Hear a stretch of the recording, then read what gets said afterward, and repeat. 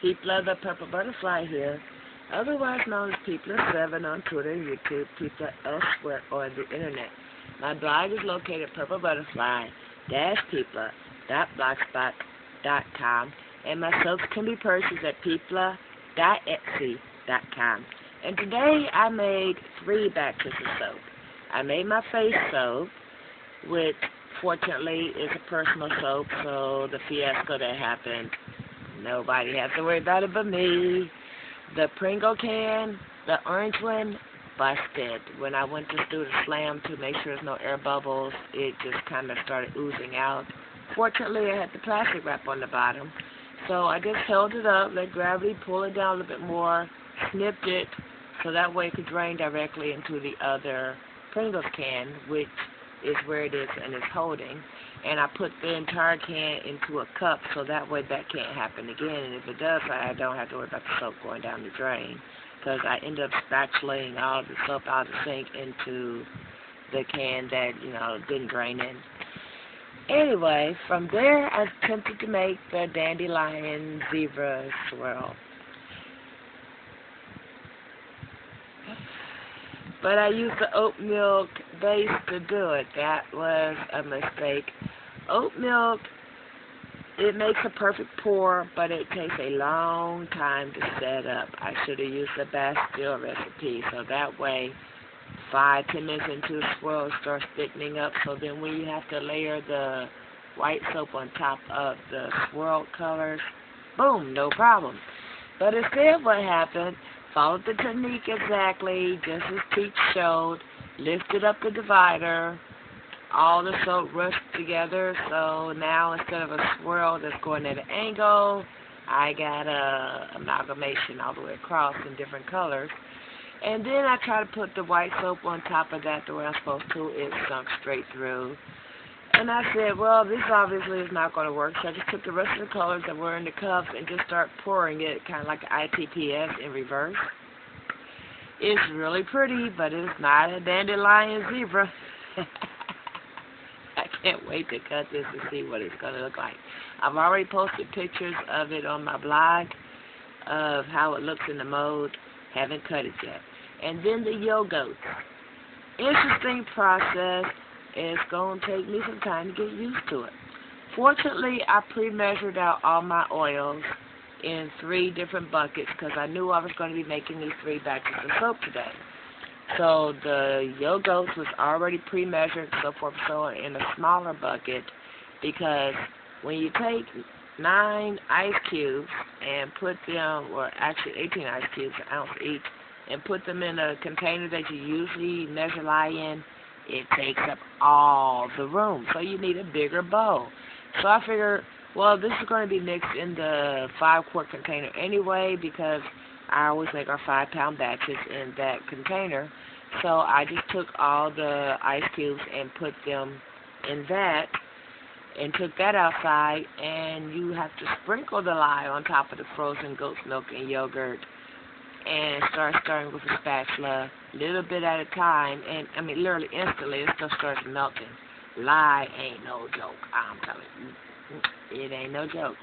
Anyway, by the time it was all liquid, I'm keeping an eye on the temperature with the thermometer, and it stayed 80 degrees the entire time it was melting, so forth. So the moment it got liquid, I noticed it got like a slightly deeper yellow color, and when I looked at the temperature, excuse me, I've been on the verge of sneezing for about an hour. But when I looked at the temperature, it was up to 100 degrees, and I said, uh-oh, that's going the wrong way. So I just stuck the whole container. Well, first I poured it into the original lye container that I usually mix up in, because that's 32 ounces. And by now it's melted, so it's good. But I poured it in there, stuck that in the freezer, put the 5-quart container aside, because I knew I was going to be mixing it into that. The smaller container of oils was going to go into the bigger container. The lye, when it was ready, was going to go into that bigger container.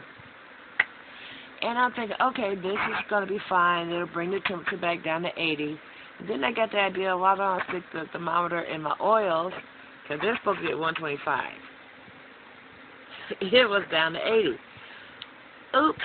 So now my oils are too cool, and my lye mixture was too hot. What to do?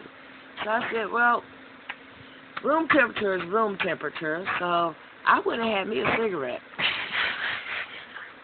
I figured the 7 minutes it takes me to smoke a cigarette, make some coffee, so forth and so on. The goat's milk and yogurt and lye mixture will have a chance to come down in temperature, while the oils would remain at the same temperature or get slightly warmer since it is an 80-degree day in Cincinnati, Ohio.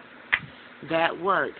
The mixture got down to 80 degrees, so I just quickly put the oils first into the big container and then, spooned the lye mixture into the same container, because with it being a thicker consistency because of the goat's milk and the yogurt, I didn't want to go plop, plop, plop, splash, splash, splash. That ain't my forte, okay? Now, in the meantime, I'm sweating like buckets of water because I had the goggles and the bonnet on and the mask on, and I had just did the face soap, just did the oat milk soap, and now I'm working on goat's milk, and there's no air conditioner in here. The fan was in the other room, facing the other direction. I'm going, idiot, why'd you open the window? Duh. And then it occurred to me, the air conditioner's plugged up. I could have turned it on, but because of the way soaping works, I didn't want to necessarily have the air conditioner, especially as high as you got to turn it to get the, circulation. I didn't want it blowing the lye. I didn't want it to, help bring my soap to trace faster, so forth, so on. So I just did it without it. And, it came to trace really quickly. I put 4 ounces of grapeseed oil in there. Did you know that 4 ounces of grapeseed oil looks like a deep green, almost like a sage color? I did not know that.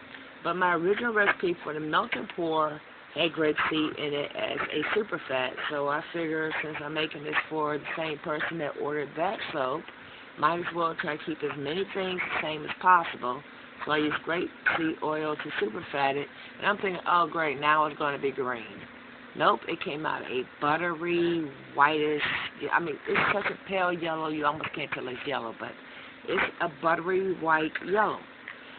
Anyway, I poured that in the 5-pound container, lined out with some press and seal this time, no more problem, no seeping, no none of that. And put a little press and seal on top of it very loosely, not gelling it. I'm told you don't gel goat's milk soap because it can overheat or crack or whatever. So it's on the table, protected by itself, no wrapping. And I wrapped up the oat milk, and then I put a piece of press and seal in top of the Pringles container, so that way it'll hold in what little bit of heat there is. Not forcing gel, but, I don't want the air to hit it at an odd angle and do that cracking thing either.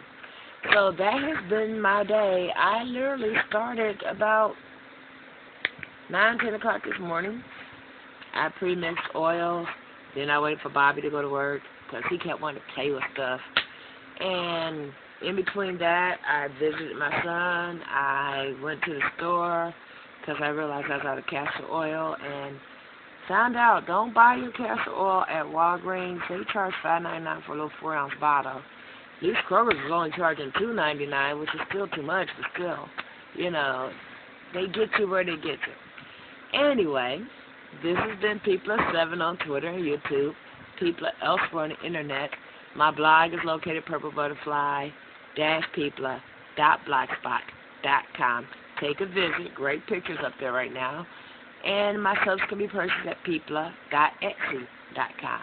Don't forget to rate, comment, and subscribe, and stay tuned, and stay blessed. Bye now.